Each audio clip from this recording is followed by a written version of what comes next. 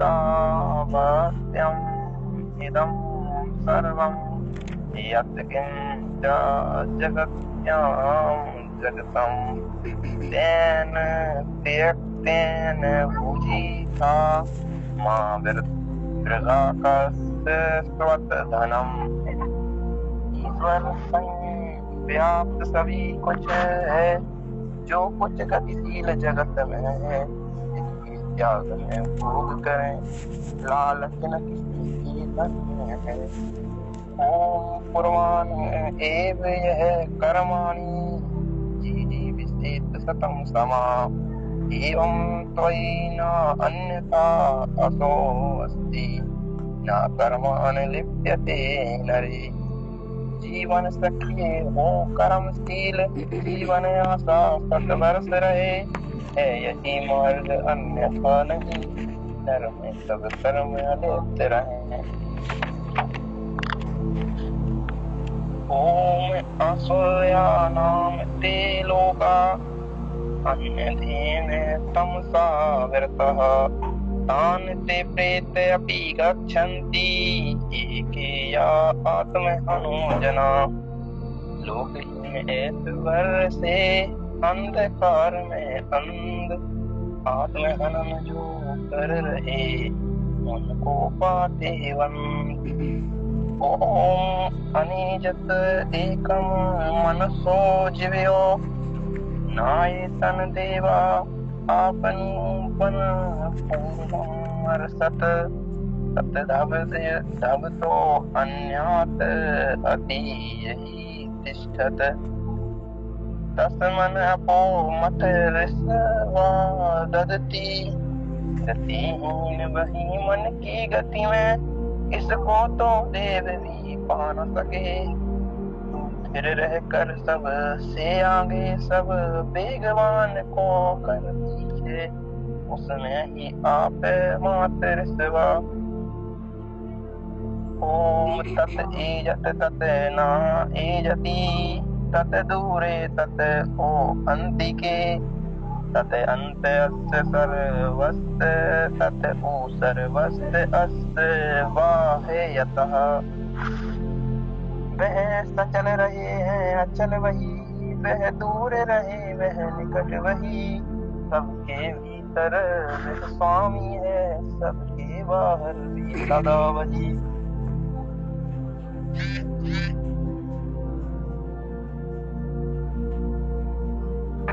जी अगला कोई शुक्र कर रहा है?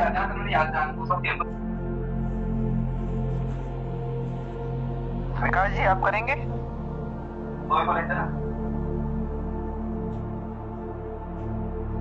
बिल्कुल कि सुन रहा हूँ।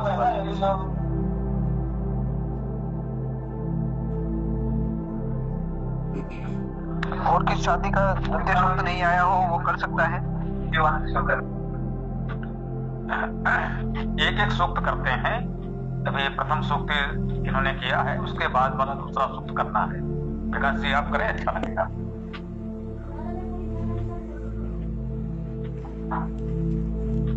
विकास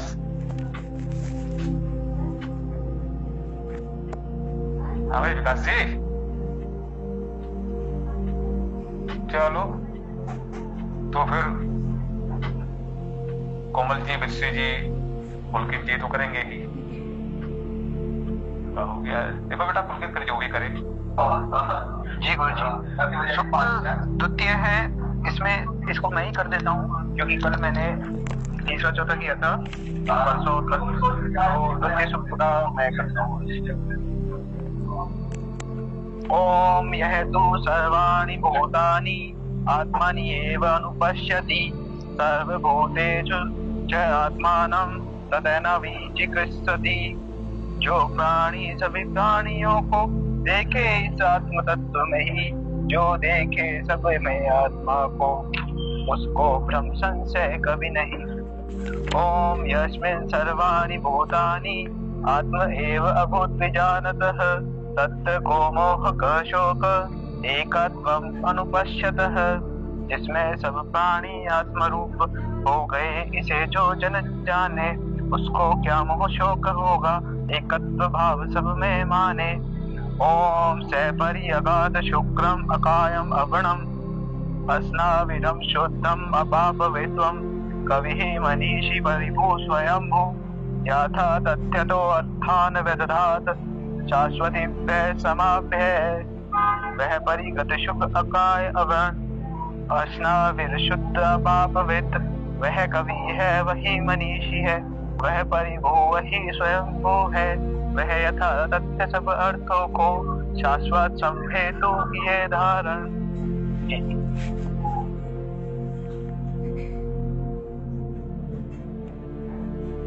तो सभी को नमस्ते। तीसरा श्लोक मैं पढ़ देती हूँ। ओम अंधम तमः प्रविशन्ति ये असंभूतिम उपासते ततो भूयः इवते तमो ये उसंभूत्याम रतः। असंभूति के निकट जो अंधे तमस प्रवेश हो, उससे भी अति तमस में जो संभूति रमे रहे। ओम अन्यत एव आहु संभवात् अन्यत आहु असंभवात् इति सुश्रुम धीराणाम येन तत्विचक्षिरे। अन्यलाभ संभूति का असंभूति का अंध, धीर जनों से यह सुना जो सदृष्टि अनन्य। ओम संभूतिं च विनाशं च यः तद्वेद उभयं सह विनाशेन मृत्युं तीर्त्वा संभूत्या अमृतम् अश्नुते। जो संभूति विनाश को जान रहे हैं साथ, वे विनाश से मृत्यु तर अमृत लाए हाथ। जी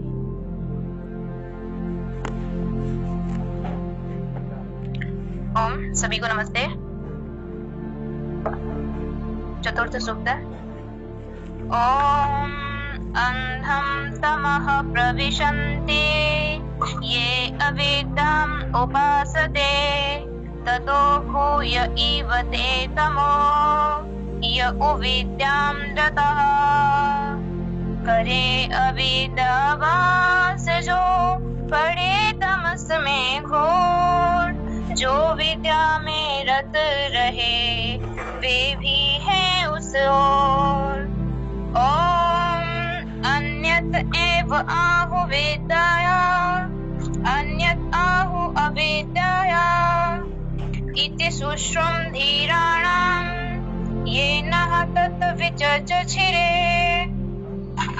विद्या का फल अन्य कुछ अन्य विद्या दे, धीर पुरुष जो जानते उनसे सुनते श्रेय। ओम वेदां च अवेदां च यः तद्वेद उभयं सः अविद्या मृत्युं तीर्त्वा विद्या अमृतम् अश्नुते। विद्या को और अविद्या भी जो जन जाने साथ, पार मृत्यु से हो गए अमृत आया हाथ। अब आगे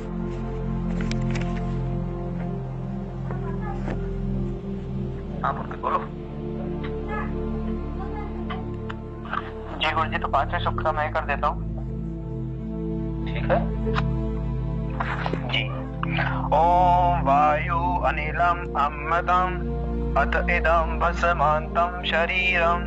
ओम कतो स्मर क्लीवे स्मर कतम स्मर। वायु अनिल वह अमृत है, यह शरीर भस्मांत है। हे कर्मशील ओम स्मरण करो, हे कोमल कत स्मरण करो। ओम अग्ने ने सुपथाराय अस्मात् विश्वानि देव वयुनानि वेद्वान् योधि अस्मज्जुराणम् एनो वोष्टाम तेन में उक्तिं विधेम। प्रभु अग्नि हमको सुपथ पर चलाओ, सभी देव विद्वान सत्कर्म सर्जक करें दूर हमसे कुटिलता कलुष को। नमन भूय शराब के हेतु धारे। ओम हिरण्येन पात्रेण सत्यस्य अभिहितं मुखम् यो वसो आदित्य पुरुषः सो वसो अहम्। ओम खं ब्रह्म ओम खं ब्रह्म। हे हिरण्य में पात्र आवरण बुद्ध के सत्य का मुख स्वरूप है, परम पुरुष आदित्य जो मैं भी हूँ वह सत्य। ओम ब्रह्म व्यापक परम, ओम ब्रह्म व्यापक परम। जी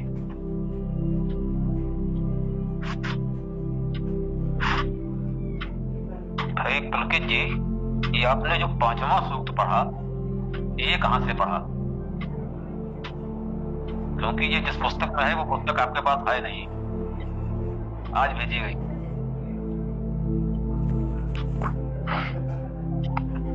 आज का सब तो वेदायन में है ना गुरु जी?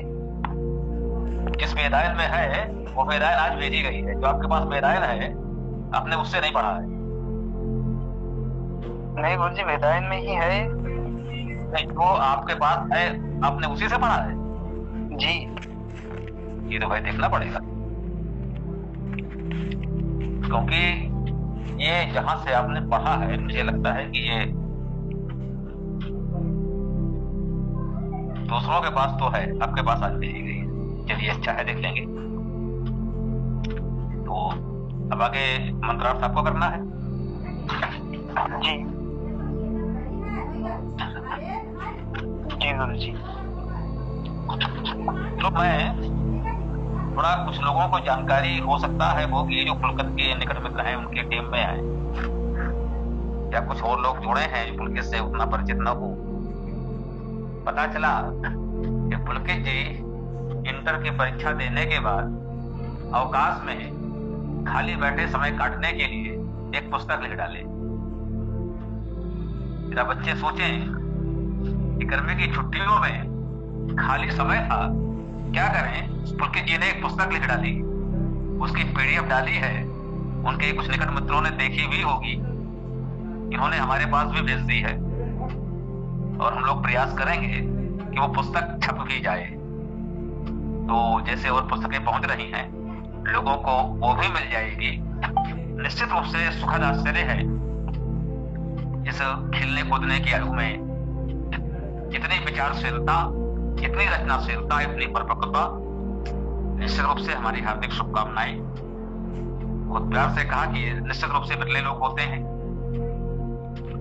इनके अंदर ये नैसर्गिक प्रतिभा, नैसर्गिक भावना, ये रचनाशीलता है। इसे ईश्वरीय देन कहा जाता है। कोई विशिष्ट प्रतिभाएं होती हैं। निश्चित रूप से हम सबको ये अपना सौभाग्य मानना चाहिए कि पुलकित जी जैसे विशिष्ट प्रतिभा के धनी बच्चे हमारे साथ जुड़े हुए हैं। हमारी हार्दिक शुभकामनाएं, और निश्चित रूप से हम ऐसे बच्चों में अपना भविष्य देखते हैं। उस पुस्तक में क्या है उस पर बहुत माथापच्ची करने की आवश्यकता नहीं है। सर्वाधिक महत्वपूर्ण यह है कि इस आयु में, इस बालक में इतनी विचारशीलता है, इतनी रचनाशीलता है।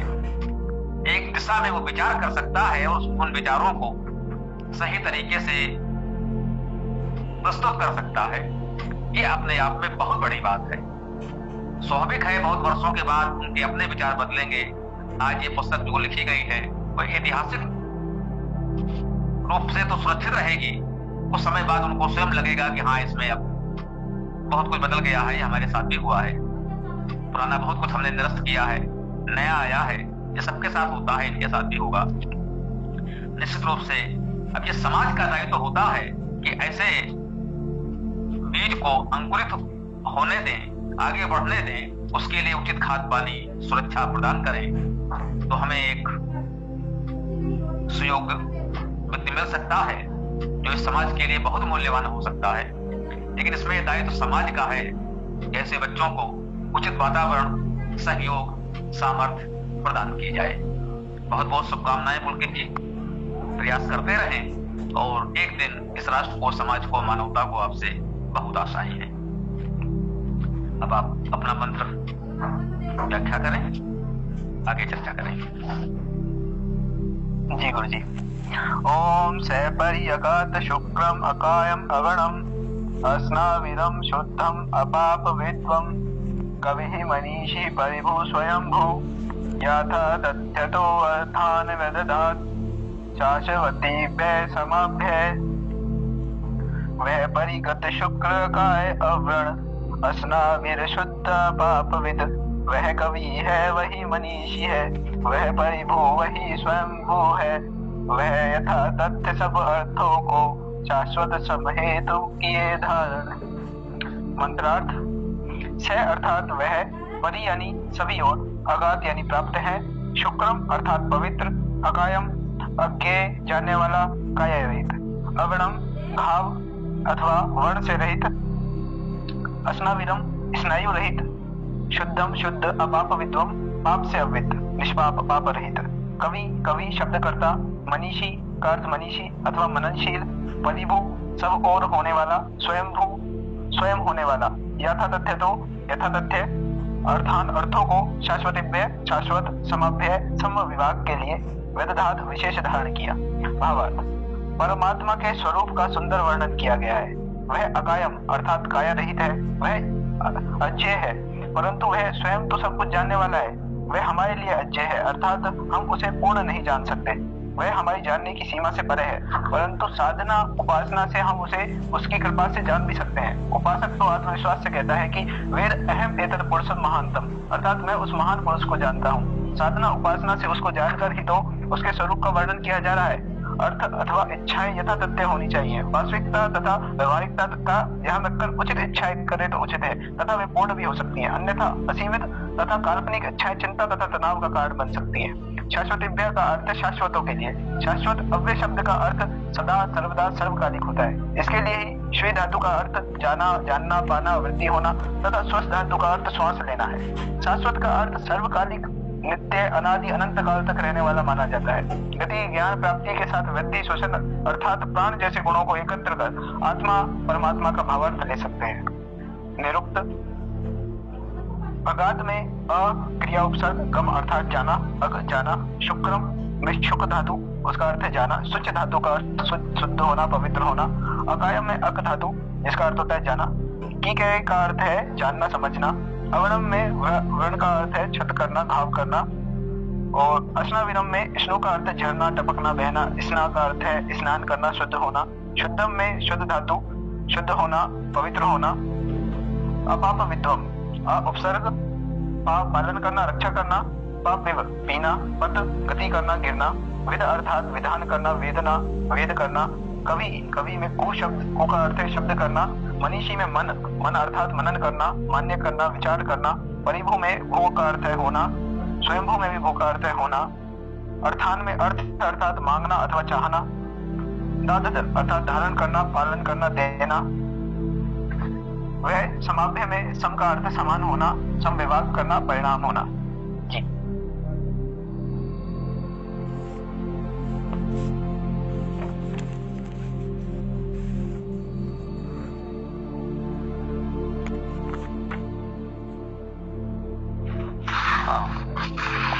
बोलो भाई।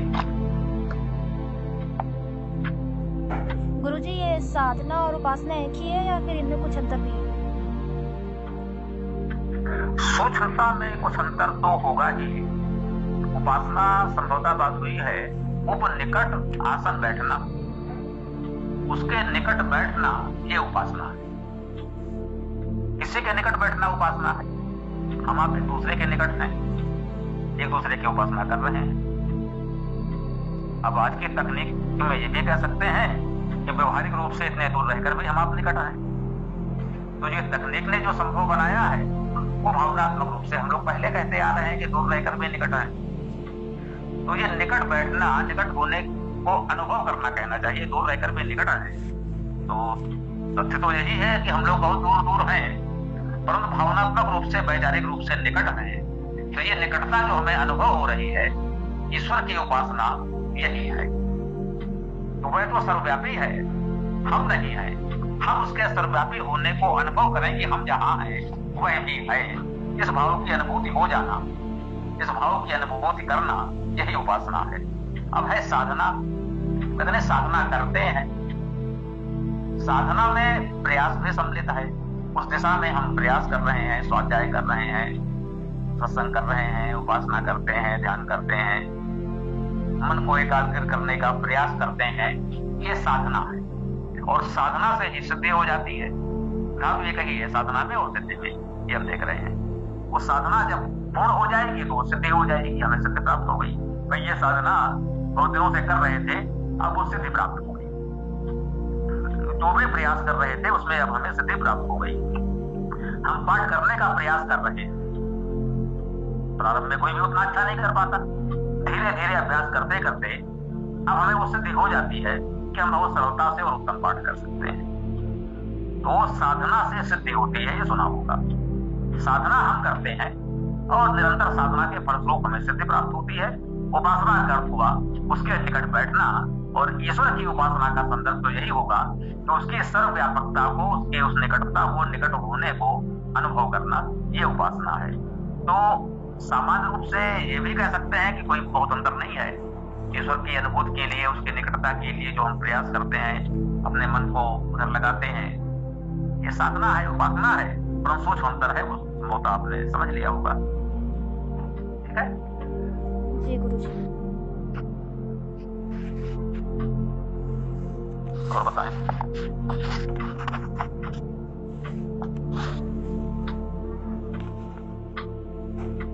हाँ भाई, और किसी को कुछ कहना है?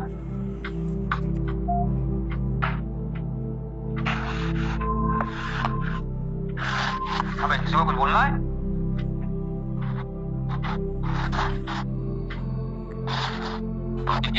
लगता है किसी को कुछ नहीं बोलना है। हाँ, कुछ कहना है? ये आत्मनेपदी और परस्मैपदी क्या होता है? हाँ, ये क्रियाओं के पठक और पठक परस्मैपदी है और पठते आत्मनेपदी है। और ये मैं पुनः स्पष्ट कर दूं, ये सब भेदभाव अवैदिक या लौकिक संस्कृत वालों ने उत्पन्न किए हैं। वेद में ऐसा कोई भेदभाव है नहीं, वहां सब चलता है। संस्कृत वालों ने कुछ अपने नियम कर लिए हैं, मैं कहूंगा कि साथ ये धातु आत्मनेपदी है, ये धातु परस्मैपदी है, यहाँ ऐसा होगा, वहां वैसा होगा। ये कुछ काल्पनिक नियम संस्कृत व्याकरण वालों ने बना लिए हैं। वेद में ऐसा कोई भेदभाव नहीं है, ये सभी मानते हैं। वेद में सभी धातु आत्मनेपदी है, सभी धातु में परस्मैपदी है, यूं कह ले कि सभी धातु में उभयपदी है। अपने प्रश्न किया है तो इतना भी सुना होगा कि कुछ आत्मनेपदी है, कुछ परस्मैपदी है और कुछ उभयपदी है, अर्थात दोनों तरह से चलती है। पढ़त पढ़ता पठंती भी होगा, पठेते भी होगा। तो इस प्रकार से ये होता है। अर्थ सामान्यता एक सा ही है। बहुत सूक्ष्मता में जाए तो मैं आपको बताऊं या थोड़ा सा हम आपको बताने का प्रयास करें, जब मैं स्वीकार करता हूं व्यवहारिक रूप से उसका कोई बहुत महत्व नहीं है। पठत पढ़ता है, सामान्य सी बात है, और पठेते हम कहेंगे आत्मनेपदी। ऐसा लगता है जैसे वो स्वयं पढ़ता है, वो जिद करके खुद ही पढ़ रहा है, किसी और को पढ़ाने की कोई चिंता नहीं है। आपको माता पिता पढ़ने के लिए प्रेरित कर रहे हैं, लेकिन साहब माता पिता तो बिल्कुल कुछ नहीं, लेकिन आप जबरदस्ती आपकी ही जिद है, मैं तो पढ़ूंगा ही। तो आत्मनेपदी स्वयं का भाव, आत्मत्व का भाव उसको बहुत ज्यादा प्रधानता दे, आत्मभाव को, तो आत्मनेपदी कह लीजिए। परंतु हमारी दृष्टि से इस अर्थ में भेद कहीं साहित्य में प्रयोग में मिलता नहीं है। सामान्यतः एक समान अर्थ में पठक पढ़ते दोनों प्रयोग होगा, आत्मनेपदी परस्मैपदी दोनों प्रयोग होगा। जैसा कि मैंने कहा कि लोक संस्कृत में कुछ लोगों ने ऐसे नियम बना लिए कि ये धातु आत्मनेपदी में ही होगी और ये धातु परस्मैपदी में भी होगी। वेद में ऐसा कोई भेद नहीं है, तो इसमें बहुत ज्यादा चिंता करने की आवश्यकता मेरे विचार से तो नहीं है। ठीक है, आगे बढ़ो।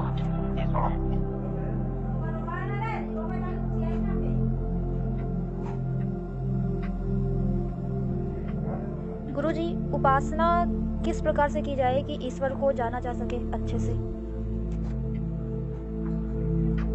ईश्वर को जाना जाए, ये तो आप प्रयास कर ही रहे हैं, जो स्वाध्याय हमारा चल रहा है। ईश्वर को जानने का यही तरीका है। अभी आज जो मंत्र अभी पढ़ा पुलकित जी ने, ये बहुत चर्चित मंत्र है और संभवतः आपने देखा होगा बहुत से लोग बार बार इसका उल्लेख करते हैं कि ईश्वर कैसा है। उसको ये बताने के लिए कि उसका कोई शरीर नहीं है, वो शरीरधारी नहीं है, इस मंत्र का बहुत उपयोग किया जाता है कि वो अकायम है, अव्रणम है, उसकी कोई काया नहीं है, उसमें कोई व्रण नहीं हो सकता, वो अस्नाविरम है, उसके कोई स्नायु नाड़ी तंत्र आदि नहीं है। तो इन पदों का प्रयोग बहुत किया जाता है कि ईश्वर शरीर रहित है, यूं कहे कि वो साकार नहीं है, निराकार है, इस रूप को व्यक्त करने के लिए इस मंत्र का बहुत प्रयोग किया जा रहा है। तो ईश्वर कैसा है ये हम ये स्वाध्याय करके ही तो जानेंगे। तो पहला चरण तो यही है कि वेद का स्वाध्याय करके हम जानते हैं कि ईश्वर कैसा है, कहाँ है, किस रूप में है, हम जानते हैं। जब हम जान जाते हैं तो साधना या अभ्यास या उपासना यही है कि जो हमने जाना है उसको मन में दृढ़ करें, अनुभव करें। हमने पढ़ तो लिया कि ईश्वर ऐसा है, सर्वव्यापी है, निराकार है, सर्वत्र है, हमारे पास भी है, हमारे आसपास है, हमारे हृदय में है। तो जब ये भाव भी दृढ़ हो जाए, शब्दशः हमने जान लिया, पढ़ लिया, स्वीकार भी कर लिया कि भाई वेद में लिखा है तो सत्य ही होगा, लेकिन जब वो हमारे अभ्यास में आ जाए, हमें इसकी अनुभूति होने लगे, व्यवहारिक दृष्टि से कहें कि किसी विशेष स्थान पर हम जहां भी बैठे हैं वहां भी ईश्वर की हमें उतनी ही अनुभूति हो रही है जितनी किसी मंदिर में, किसी विशेष स्थान पर तथाकथित तीर्थ में हो रही है। अब जिसको सर्वत्र ईश्वर की अनुभूति नहीं है, वो मंदिर में गया, वो जैसा भी, जिसका भी मंदिर है, जिसके जैसी भी आस्था है, किसी भी मत पथ को मानने वाला हो, वहां पर उसे कुछ देर के लिए ईश्वर की अनुभूति होती है, तो वही इस स्थान विशेष की उस सारे निर्माण की सार्थकता कह लीजिए। परंतु जब आपको उस सत्य की अनुभूति हो जाएगी तो वहां जाने की कोई आवश्यकता ही नहीं रह गई, हम जहां है वहीं है वो, तो कोई समस्या नहीं रही। लेकिन ये निरंतर अभ्यास से होगा, इसी को साधना कहते हैं कि मन में ये भाव इतना दृढ़ हो जाए कि हम जहां हो वहां उसकी अनुभूति कर सकें कि वो यही है। ये साकार निराकार हर तरह के उपासकों ने ये बात की है, उसको अनुभूत किया है। ये मीरा के विषय में कहा गया, अन्य लोगों के लिए कहा गया, तो जिधर देखते हैं चारों तरफ हमको वही दिखाई पड़ता है। जिस रूप में भी जिसकी हम साधना उपासना कर रहे हैं, जिसको मान रहे हैं, सब और हमको वही दिखाई पड़ता है। दिखाई पड़ता वास्तव में तो है कहीं नहीं, हमारे मन में वो बस जाता है, हमारे मन में उसकी अनुभूति हो जाती है। ये कहा है, मोहन बस गयो मेरे मन में, जित देखो तित ही वह देखे, घर आंगन भुवन में। वो मन में बसा हुआ है, जहां भी देखते हैं उसको वही दिखाई पड़ता है। वास्तव में ऐसा नहीं कि वहां वो होता है सबको दिखेगा, वास्तव में होता है तो सबको दिखता, ऐसा कुछ नहीं है। केवल उसके मन में वो इस तरह बैठ गया है कि वो सब में उसी को देख रहा है। तो ये मन में जब अनुभूत हो जाएगी कि ईश्वर सर्वत्र व्याप्त है और सभी स्थानों पर उसको वैसे ही अनुभूति होने लगे, तो यही कह सकते हैं साधना के बाद उपासना हो गई, सिद्धि हो गई। ये समझना है। हम सब जानते मानते तो है ईश्वर सब कुछ देख रहा है, बहुत कुछ कार्य ऐसा करने का प्रयास है, यहाँ कौन देख रहा है जो चुपके से यहाँ ये कार्य कर सकते हैं। तो भैया सोचो, जब ईश्वर सर्वत्र है तो देख तो रहा है। इसकी बहुत सी कथाएं हैं। ये बात समझाने के लिए किसी गुरु ने किसी शिष्य को कहा, लो भाई ये मुर्गा ले जाओ, इसको ले जाके वहां काटना जहां कोई ना हो, कोई देखे नहीं। हम लोग तो जी जाएंगे, जरा सा हार देखा काट ले आए। लेकिन जो सच्चा शिष्य उपासक है, जिसने उस तत्व को समझा है, कहते बेचारा बहुत घूम करते उसको वैसे दुलराते हुए वापस लेके आ गया। बोले क्या हुआ, तुम्हें कोई स्थान एकांत नहीं मिला? बोले नहीं गुरु जी, जहां भी हम जाएंगे ईश्वर तो उपस्थित मिला ना, तो हम ऐसे स्थान कहां से खोजे जहां वो नहीं है? तो कहा तुम सच्चे, तुमने उस तत्व को समझा जो हमारा उद्देश्य था। तो जब ये मन में बात बैठ जाएगी और पूर्णता हमें अनुभूति हो जाएगी, तो साधना उपासना सिद्धि जो भी कह लो, प्रयास यही है कि पहले हम जानेंगे वेद को पढ़ करके, फिर अभ्यास से उसकी अनुभूति करेंगे। यही हमारा क्रम हो सकता है। तो पहले चरण में तो हम लोग प्रयास कर ही रहे हैं। बाकी कोई, हाँ स्पष्ट कर दूं कि निश्चित कोई कर्मकांड विधि नहीं है कि आप यहाँ जल चढ़ाइए, यहाँ फूल चढ़ाइए, यहाँ ये करिए, वहां वो करिए, ये सब करने से कुछ हो जाएगा, ऐसी कोई विधि नहीं है। वेद में नहीं लिखी है, शास्त्रों में नहीं है। इन सब कर्मकांड का कोई अर्थ नहीं है। बच्चों का खिलौना हो सकता है, उस तरफ मन लगाने का एक माध्यम हो सकता है कि कुछ सजावट, कुछ क्रियाकलाप है, तो बच्चे इसी माध्यम से उसमें जुड़े। हम किसी की निंदा नहीं करते, किसी को रोकते नहीं, परंतु उस बात को हमें समझना पड़ता है। ठीक है जी गुरुजी। और गुरुजी, अक्सर सुनने को आता है कि अष्टांग योग पालन से ईश्वर प्राप्ति होती है, तो क्या ईश्वर को प्राप्त भी किया जा सकता है? ईश्वर तो सदा सर्वत्र प्राप्त है ही, वही तो कहा जा रहा है। वो तो सर्वव्याप्त है, प्राप्त है। और इस बात को समझो, आप धातु हुई आप, परा उपसर्ग लगा तो प्राप्त, वे उपसर्ग लगा तो व्याप्त, बात वही हुई ना। वो आप्त है, वो व्याप्त है, वो प्राप्त है। हमें केवल उसकी अनुभूति करनी है। वो कहीं खो नहीं गया है कि हम खोजने जाएंगे, यहाँ मिल गया वो भाई इस जगह मिला। वो तो सदा सर्वत्र व्याप्त है, सदा सर्वत्र प्राप्त है। हमको केवल उसकी अनुभूति कर लेनी है, प्राप्त कर लेना, इसी को कहते हैं। अन्यथा ऐसा नहीं कि कहीं पर आए आप आपके पास पहुंचे और आपको प्राप्त कर लिया, तो वो तो सदा सर्वत्र है, उसे क्या प्राप्त करना खोजना। केवल इसकी अनुभूति हो जाना, इस बात को समझ लेना, जान लेना, यही उसकी प्राप्ति है। नमस्ते स्वामी जी, हो सकती है जी, बताएं। बोलिए यार जी, बोलिए। आपका माइक बंद है यार, मुझे लगता है। अरे जी आपका ऑडियो बंद है, पहले इसको तो अंदर है। हाँ जी, नमस्ते जी। नमस्ते, बोलिए। कोमल जी, मैं आपके ना प्रश्न का जवाब देना चाहता हूँ, उत्तर देना चाहता हूँ। चलिए बताइए कोमल जी। जी जी बताइए।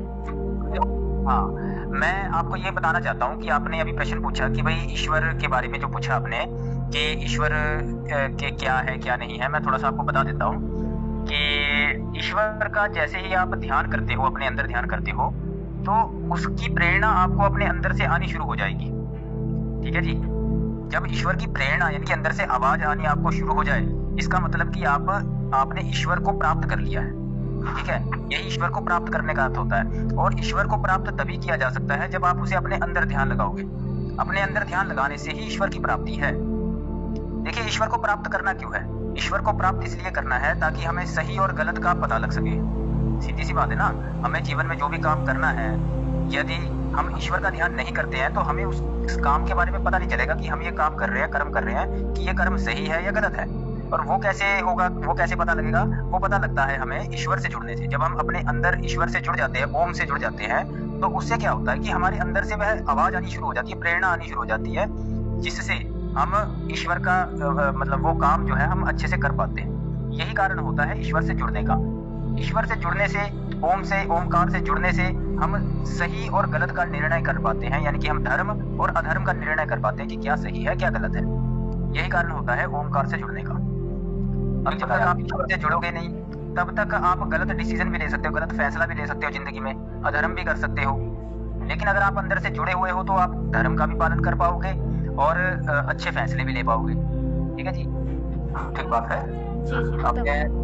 थोड़ा सा इंटरेस्ट था, हाँ जी, उससे आगे भी बढ़े। अच्छी बात है, आपने सब सही बताई, कुछ भी गलत नहीं बताया। हम आज जी स्वागत करके एक चीज और कह देता हूँ जी स्वामी जी, अभी आपने बात कही ना इसके बारे में कि वेद में कोई ऐसी विधि नहीं है जो मतलब पानी चढ़ाने से या इस चीज से, तो मैं एक चीज और कहना चाहता हूँ कि वेद में जो ईश्वर है उसके बारे में बताया गया है।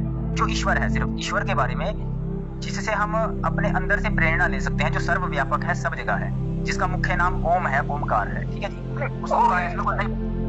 कुछ नया अगर आप जोड़ना चाहें तो बताओ। मैं आ रहा हूँ। मैं ये कहना चाहता हूँ कि वेद में वो चीजें नहीं बताई कि जो लोग हिंदुओं में जो लोग ये पाठ पूजा करते हैं, देवी देवताओं, जिनको वो कहते हैं कि देवी देवता की हम पाठ पूजा कर रहे हैं, तो वो सिर्फ तंत्र की विद्याएं हैं, तंत्र की विद्याएं हैं।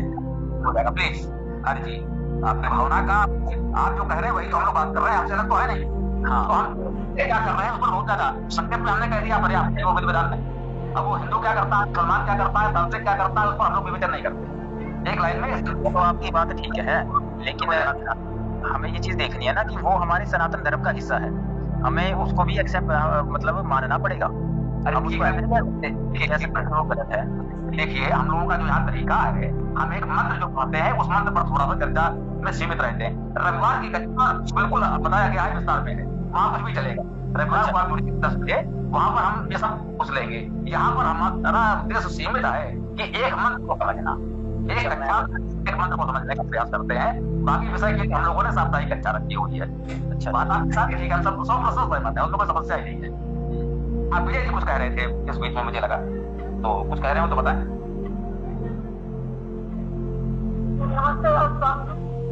नमस्ते, बताइए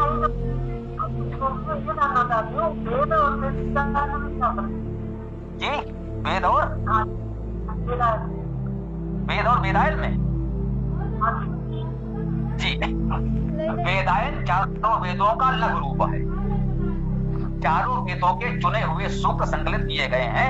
चारों वेदों के प्रथम और अंतिम सूक्त लिए गए हैं। कुछ अन्य महत्वपूर्ण सूक्त लिए गए हैं। इस प्रकार से एक लघु वेद तैयार कर दिया गया है, जिसे हम लोगों ने वेदायन नाम से पुस्तक प्रकाशित की है।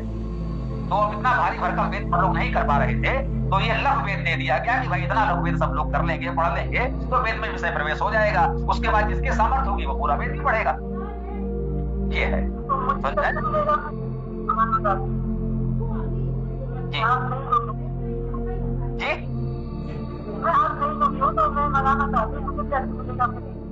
हाँ, ये आप जिस लिंक से जुड़े हैं उसमें गौरव जी का नंबर दिया हुआ है। गौरव जी को सहयोग राशि आप जो उचित समझे भेज दें, 500 1100 जो भी भेज देंगे तो उतने में हम लोग ये पूरा साहित्य आपको कक्षा का जो भी हम लोगों ने निर्धारित किया है प्रयास करेंगे उस सीमा में हम आपको भिजवा देंगे। आप जितनी धनराशि भेजते हैं उससे पर्याप्त अधिक हम लोग भेजने का प्रयास करते हैं, तो जो आपसे संभव हो भेज दीजिए।